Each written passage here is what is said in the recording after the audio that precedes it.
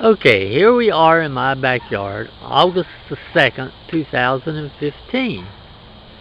It's not quite as hot as it's usually been, but it's still pretty hot.